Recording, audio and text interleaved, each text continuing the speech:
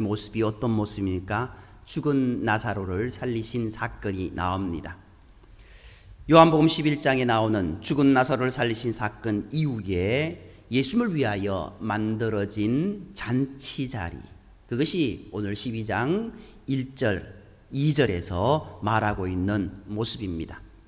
본문 2절 말씀은 거기서 예수를 위하여 잔치할 새 마르다는 일을 하고 나사로는 예수와 함께 앉은 자 중에 있더라 라고 말합니다. 여기서 거기서라는 말이 있습니다. 거기서는 바로 예수님께서 죽은 자 가운데서 살리신 나사로가 있는 곳을 의미합니다. 그런데 예수님께서 십자가를 지시는 마지막 유월절을 지내는 그때 동일한 사건이 마가복음과 마태복음에도 기록되어 있습니다. 마태복음 26장 6절 7절 말씀을 보면 이렇게 되어 있습니다. 예수께서 배단위 나병 환자 시몬의 집에 계실 때에 한 여자가 매우 귀한 향유 한 옥합을 가지고 나와서 식사하시는 예수의 머리에 부으니. 마가복음 14장 3절 4절에는요 또 이렇게 기록하고 있습니다.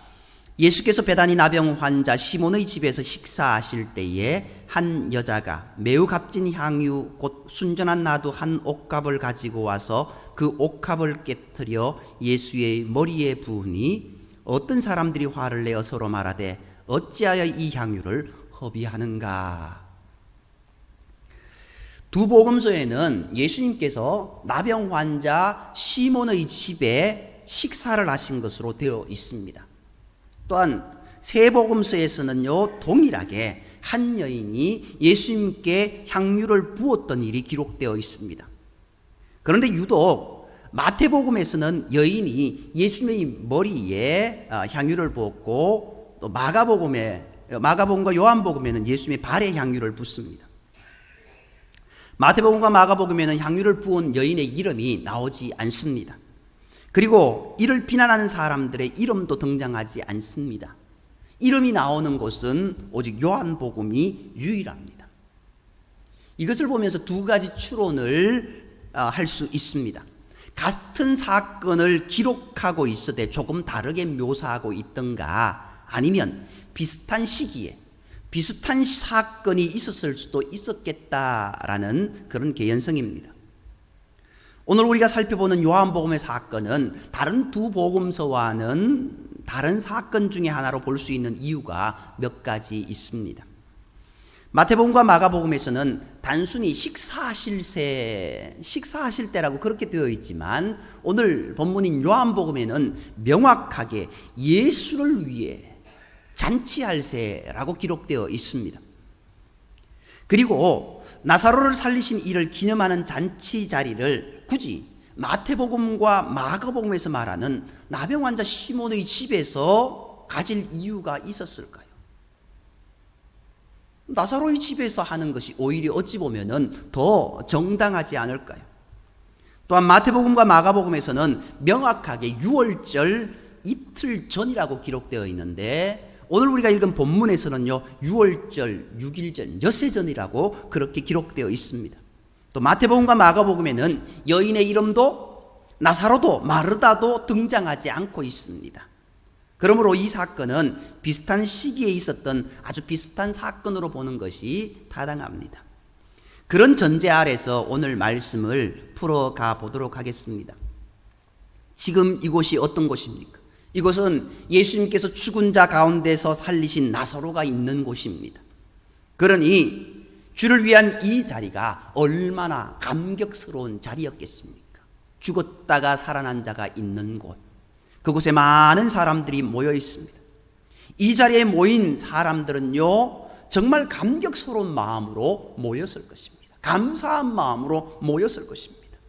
너무나 고마운 예수님께 무언가 최선을 다해 감사를 표시하고 싶다라는 그런 말입니다. 또한 이 자리가요 얼마나 결연한 자리였을까요? 모르기는 해도 이 자리에 참석한 모든 사람들은 자신들의 성향을 분명하게 커밍아웃한 사람들이었을 것입니다. 왜 결혼하다고 했냐고 하면은 요한복음 11장에서 나사로를 살리신 일로 인해서 사람들이 예수님을 죽이려고 모의를 시작했기 때문입니다. 11장 53절을 보면은요, 어떻게 기록하고 있습니까? 이날부터 그들이 예수를 죽이려고 모의하니라. 그러므로 예수께서 다시 유대인 가운데 드러나게 다니지 아니하시고 그 길을 떠나 빈들 가까운 곳인 에브라임이라는 동네에 가서 제자들과 함께 머무르시니라. 이 말씀으로 미루어 지금 이 상황이 얼마나 심각한 상황이었는지 짐작할 수 있습니다. 그러한 상황에서 이들이 예수님을 위해 잔치를 마련한 것입니다. 잔치 자리가 어떤 자리입니까? 신비스러운 모임이 아닙니다. 어떤 제한적인 자리가 아니지 않습니까? 누구나 알 수 있는 그런 자리, 누구나 모이는 그런 자리입니다. 오늘 본문의 사건은 예수님이 십자가에 달리시기 전 일주일의 사건을 기록하는 시작점입니다. 그러니 이 상황이 얼마나 살벌했을까요? 예수님과 같이 식사를 한다는 것만으로 유대 공동체에서 이단화가 되거나 예수님과 함께 죽을 수 있는 자리니 너무나 무서운 자리입니다.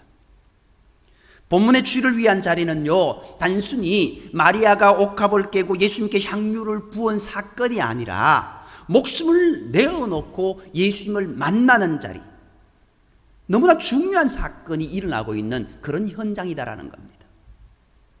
이 말씀이 우리에게 도전이 되는 것은요, 주를 위한 자리가 그리 낭만적이지만은 않다라는 겁니다.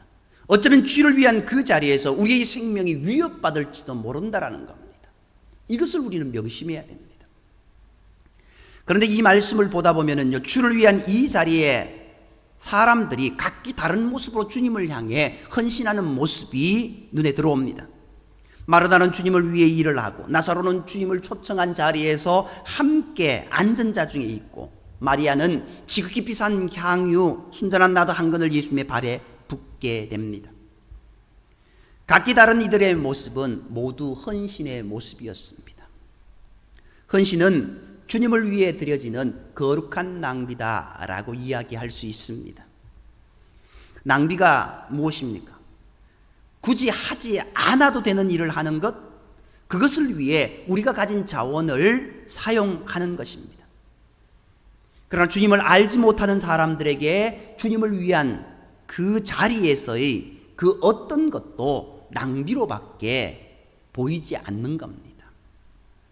그러나 주님을 아는 사람들의 모습은 헌신이었다라는 겁니다. 헌신은 주님을 아는 것에서부터 시작됩니다. 주님의 마음을 아는 사람은 헌신하지만 주님의 마음을 모르는 사람은 늘 계산합니다. 계산적이다라는 말이 잘못된 말은 아니지만 신앙적인 용어는 아닌 것 같습니다. 계산적인 사람에게 거룩한 낭비는 불가능하기 때문입니다. 오늘 본문 4절 5절 말씀은요, 어떻게 이야기하고 있습니까? 우리 4절 5절 함께 읽겠습니다. 4절 5절입니다. 제자 중 하나로서 예수를 잡아줄 가룟 유다가 말하되 이 향유를 어찌하여 300데나리온에 팔아 가난한 자들에게 주지 아니하였느냐 하니. 아멘. 이 말씀을 통해서요, 우리는 세 사람의 다른 헌신을 보게 됩니다. 부엌에서 예수님을 위해 열심히 음식을 준비하는 마르다의 헌신이 있기에 지금 잔치 자리가 열릴 수 있었을 것입니다. 또한 예수님의 능력으로 살아났지만 예수님을 따른다라는 것이 또 한 번의 죽음을 가져올 수 있는 상황에서 예수님과 함께 잔치 자리에 참여한 나사로의 헌신 역시 쉬운 일이 아니었을 것입니다. 그럼에도 불구하고 마리아의 헌신이 귀하게 여겨지는 이유가 무엇일까요? 단순히 값비싼 향유를 깨뜨렸다라는 경제적인 가치의 문제는 아닐 것입니다. 그녀가 향유 옥합을 깨뜨렸을 때 집안을 진동한 향내는 돈의 문제가 아니라 주님을 향한 그녀의 사랑이 퍼져나간 것이다 말할 수 있습니다. 돌아가신 오카몬 목사님이 이 부분을 가지고 설교하시면서 사랑의 헌신이라고 표현한 부분이 참 많이 와닿는 말씀이지 않습니까? 오늘 우리가 주님을 향하여서 얼마나 사랑의 헌신을 하고 있습니까? 감사의 헌신을 하고 있습니까? 주를 위한 자리에서 마리아는 최고의 것을 주님께 드렸다는 것에 먼저 주목해야 됩니다. 익히 아는 것처럼 300데나리온이라는 돈은 한 사람의 노동자가 1년 동안 벌 수 있는 정도의 가치를 가지고 있습니다. 오늘날로 이야기한다면 약 3천만 원 정도의 가치가 나가는 돈이 될 것입니다. 그런데 그것을 단숨에 깨뜨려 예수님의 발에 부었습니다. 왜입니까? 사랑은 값을 묻지 않는다라는 겁니다. 값을 묻는 순간 계산적이 될 수밖에 없기 때문입니다. 가룟 유다의 문제는 그것을 돈으로 계산하고 있었다라는 것입니다. 그리고 그 돈 중에서 자신이 취할 수 있는 이득을 생각하고 있었던 것입니다. 종종 듣는 이야기인데 젊은 커플들이 결혼을 준비하다가 마음의 상처를 입는 경우들이 종종 있습니다. 혼수품 혹은 결혼 예물을 준비하러 함께 나갔다가 일어나는 일들입니다. 물건을 보러 갔는데 예상했던 것보다 훨씬 비싼 경우에 좀 더 싼 곳을 찾게 되는 상황입니다. 처음부터 싼 곳에 갔으면은 상처받을 일도 적었을 것인데 비싼 곳에 갔던가 봅니다. 계속해서 숍을 옮겨 다니며 좀 더 싼 곳에 가보자고, 좀 더 싼 곳에 가보자고 말을 한다면 상대방이 마음의 상처를 받기 시작할 것입니다. 도대체 이 사람의 마음 속에는 나는 과연 어느 정도의 가치가 있을까? 내가 어떤 가치를 가진 사람일까? 왜 이렇게 대할까? 상대방이 자신을 경제적 가치로 생각하는 것에 대해 상처를 받을 수 있다라는 겁니다. 물론 사정은 있겠죠. 예수님께서는요, 지금 마리아가 하는 행동을 막지 않으셨습니다. 오히려 그녀가 하는 일을 간직하고 기념하고 알리라고 말씀하셨습니다. 사랑의 헌신은 무리한 요구가 아니라 당연히 받을 수 있는 마음이라고 말합니다. 주님께서 마리아를 그만큼 사랑하시고 용납하셨기 때문에 그녀가 하는 행동을 받아들이실 수 있었던 것입니다. 예수님께서는 한없이 우리 인생을 사랑하셨기에 그에 합당한 사랑의 헌신을 받으시는 것, 그것이 아니겠습니까? 잘 알려진 이야기가 있습니다. 인도에서 선교하시던 어떤 미국 선교사님의 이야기입니다. 어느 날 겐지스 강가를 걷는데 어떤 여인이 두 아들을 데리고 손을 잡고 강둑으로 걸어가고 있었습니다. 직감적으로 그 여인이 자신의 아들을 신에게 제사하려고 한다라는 것을 알아차릴 수 있었다라는 겁니다. 그래서 이 선교사님은 그 여인에게 만류해 봅니다. 아무리 만류해도 듣지 않습니다. 선교사님이 보니 그 여인이 손을 잡고 있는 두 아이 중 하나는 아주 잘생긴 남자아이였고 다른 아이는 몸도 붉고 눈도 보이지 않는 장님이었습니다. 한참을 지나 선교사님은 궁금한 마음에 강둑으로 다시 나와 보았습니다. 그런데 여인이 한 아이의 손만 붙잡고 있는 것이 보입니다. 직감적으로 한 아이를 제물로 드렸다라는 것을 알 수 있었습니다. 그런데 잘생긴 아이가 아닌 불구의 몸을 가진 아이의 손을 잡고 있는 어머니의 모습이 보인 것입니다.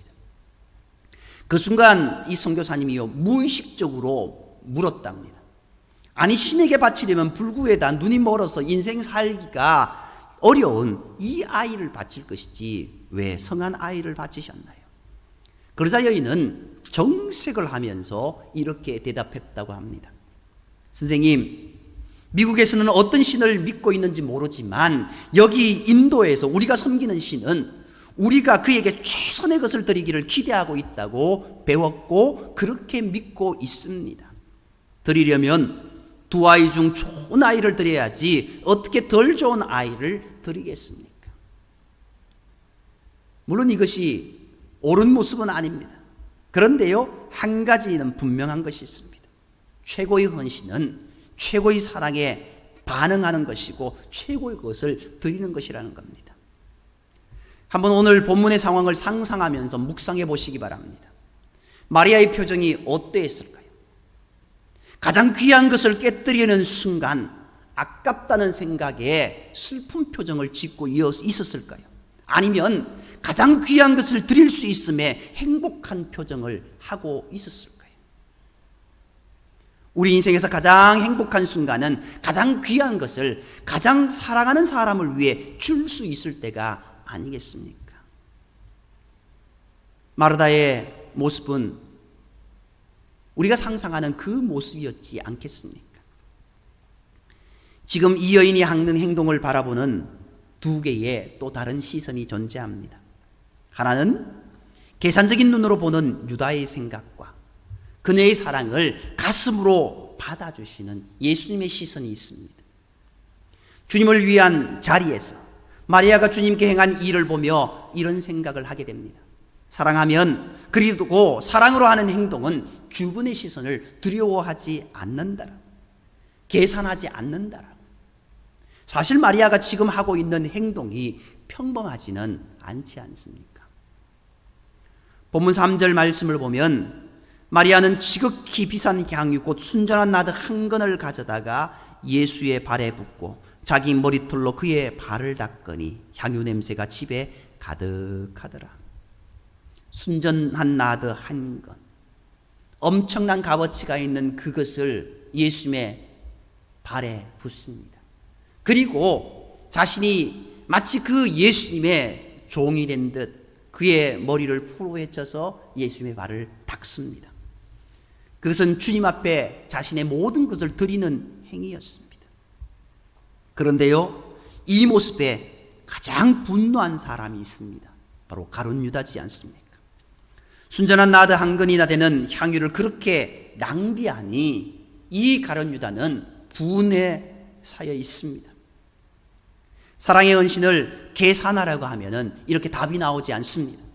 주를 위한 자리에서 마리아는 주를 위해 향유 옥합을 깨뜨렸지만 유다는 다른 생각을 하고 있었던 것입니다.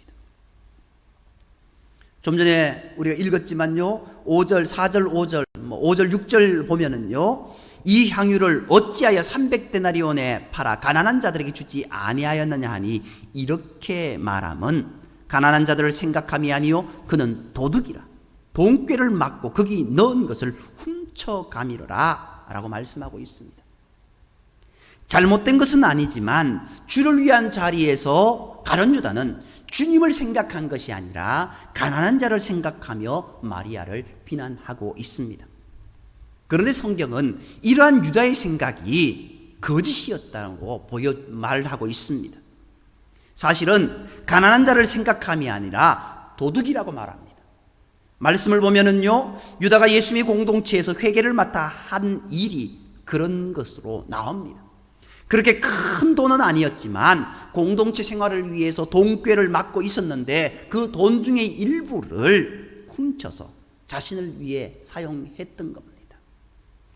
그런데 마리아가 향유를 공동체에 기부했더라고 하면은 어떻습니까? 그 큰 돈 중에 자신에게 돌아올 목도 있었을 텐데 그런 기회마저 상실된 겁니다. 무엇이 문제입니까? 결국 주를 위한 자리에서 자신이 취할 이득을 생각하니 마리아의 행동이 용납이 되지 않는 것입니다. 계산이 빠르다는 것은 또 이런 의미도 포함하고 있을 것입니다. 예수님 앞에서 마리아가 하는 행동이 몰고 올 파장 같은 것, 그 행동으로 인해 주변 사람들에게 들을 평판 같은 것들도 생각을 했습니다. 주변을 고려하는 것이 잘못된 것은 아니지만 그것 때문에 정작 본질을 잃어버린다면 뭔가 잘못된 것이 있다라는 겁니다. 우리가 주변을 생각하다 보면은 어떻게 해야 될 일도 하지 못하는 경우가 있지 않습니까? 우리가 흔히 이런 표현을 씁니다. 목욕물을 버리다가 애까지 버렸더라고요. 사실 우리가 신앙생활을 하면서 가장 고민하는 것들 중에 하나가 이런 것입니다. 무엇을 붙잡고 무엇을 놓아야 하는지, 무엇이 본질이고 무엇이 비본질인지를 구별하는 것, 그것은 너무나 어렵다라는 겁니다. 지금 가룟 유다가 그렇게 헤매고 있습니다. 선교사님들의 전기를 적은 조선회상이라는 책이 있습니다. 세상적인 스펙으로 보면은 뉴욕에서 의사로서 살아갈 수 있는 한 사람이 조선 땅에 와서 선교를 한다는 것, 어떻게 계산으로 가능한 일이겠습니까? 윌리엄과 로제타 홀 선교사 부부는요 1891년 한국 땅을 밟았습니다. 남편은 한국에 들어온 지 2년 만에 세상을 떠났고 아들과 함께 만삭의 몸으로 미국에 돌아갔던 로제타 홀은 다시 한국으로 돌아와 43년간 사역을 이어갑니다. 그리고 한국 땅 양화진에 남편과 어린 시절 세상을 떠난 딸의 무덤 옆에 묻히게 됩니다. 로제타 홀은 그것도 모자라 자신의 아들인 쇼드 홀을 의사로 만들어 함께 한국에서 사역을 했습니다. 쇼드 홀은 조선 땅에 처음 결핵병원을 세웠던 사람이요, 조선 사람들의 결핵을 퇴치하기 위해 처음으로 크리스마스 씨를 만든 사람입니다. 결국 그가 일본인들에 의해 조선 땅에서 추방될 때까지 부모님의 사역을 이어갔던 것입니다. 그들의 헌신을 우리가 어떻게 돈으로 환산할 수 있겠습니까? 누군가 하나님께 헌신한다는 것을 우리의 논리와 가치로 계산할 수는 없는 것입니다. 본문 7절 8절에서 예수님께서 이렇게 말씀하십니다. 예수께서 이르시되 그를 가만히 두어 나의 장래할 날을 위하여 그것을 간직하게 하라. 가난한 자들은 항상 너희와 함께 있거니와 나는 항상 있지 아니하니라 하시니라. 오늘 본문을 보면은 마리아가 진짜 예수님의 장래할 날을 생각하며 옥합을 깼는지 아닌지는 나와 있지 않습니다. 단지 예수님께서 그녀의 행동을 의미 있게 보았던 것입니다. 마찬가지로 우리가 하나님 앞에서 믿음으로 고백한 일들이 나의 고백보다 더 깊은 의미로 사용되는 것들을 보게 됩니다. 내가 한 것은 조그만 것이었는데 크게 드러나는 모습들도 보지 않습니까? 우리가 주를 위한 곳에서 하는 헌신들은 주님께서 어떻게 사용하시는 자에 따라 가치가 달라지는 것이다라고 할 수 있습니다. 우리는 모두 오병이어의 기적을 압니다. 보리떡 5개와 물고기 2마리가 얼마나 큰 가치를 가지고 있었을까요? 그렇지 않다라는 걸 우리가 잘 알지 않습니까? 조그만 어린 아이가 가지고 온 그 도시락, 많은 것도 아니고 비쩍 마른 그런 것들. 그런데 주의 말씀드렸던 한 아이가 가져왔을 때 그 헌신이 크게 되어 열매 맺는 모습을 보지 않습니까? 현실적 가치와 헌신의 열매는 비교할 수 없는 겁니다. 8절 말씀을 깊이 곱씹어 보시기 바랍니다. 가난한 자들은 항상 너희와 함께 있거니와 나는 항상 있지 아니하리라 하시니라. 우리에게는 지금 해야 할 일이 있습니다. 아니, 지금 하지 않으면 안 되는 일이 있습니다. 그런가 하면 다음에 해도 되는 일들이 있습니다. 마리아의 헌신은 다시 오지 않을 기회에 그녀가 할 수 있는 최선을 다해 행한 모습입니다. 오늘 우리는 이 마리아, 그의 헌신을 보면서 어떤 생각을 하게 됩니까? 혹시 우리의 삶에 헌신의 핑계가 없는지, 그 이유가 혹시라도 내가 얻을 이득 때문에 불평을 가지고 이유를 대는 것은 아닌지, 혹시 우리 앞에 있는 헌신의 기회가 지금이 아니면 할 수 없는 것들은 없는가? 언제든지 우리가 할 수 있는 일로 인해 가장 중요한 일을 놓치는 누를 보면서는 안 될 것입니다. 오늘 우리가 어떤 삶을 살아가야 되겠습니까? 마리아는 이 좋은 일을 택했습니다. 오늘 저와 여러분이 하나님을 향한, 주님을 향한 믿음의 모습으로 온전히 서 있을 수 있는 모습이 되어야 됩니다. 그리고 주님이 가장 기뻐하시는 일을 행하는 모습이 있어야 될 것입니다. 세상 일의 분주함이 아니라 세상의 근심과 걱정 가운데 휩싸여서 하나님이 기뻐하시는 일, 하나님이 원하시는 그 일을 망각해버리고 하나님을 온전히 섬기지 못하는 그 모습이 아니라 하나님을 향한 온전한 믿음 가운데 하나님을 향한 기쁨의 모습으로 살아갈 수 있는 저와 여러분이 되기를 주님으로 축복합니다. 기도드리겠습니다. 사랑과 은혜의 하나님, 오늘 우리가 어려운 일을 만나 있습니다. 그러나 그것 때문에 함몰되는 인생이 아니라 주님으로 인하여서 감사하며 주님께 찬양하며 믿음의 발걸음을 옮겨갈 수 있는 우리의 모습이 되게 인도하여 주옵소서. 오늘 마리아는 주님께 가장 귀한 것을 드리면서 그녀가 할 수 있는 최선의 것을 했습니다. 오늘 우리의 삶의 모습 가운데서 우리가 주님을 위해서 무엇을 할 수 있을까 고민하게 하시고, 주님을 위해 하지 못하였던 일들이 있었다고 한다면 다시 한번 다짐하게 하시고, 무엇보다도 주님을 향한 믿음 가운데 온전히 서 있을 수 있는 우리의 삶이 되게 인도하여 주옵소서. 모든 말씀을 사랑하시는 예수님의 이름으로 감사하며 기도드립니다. 아멘.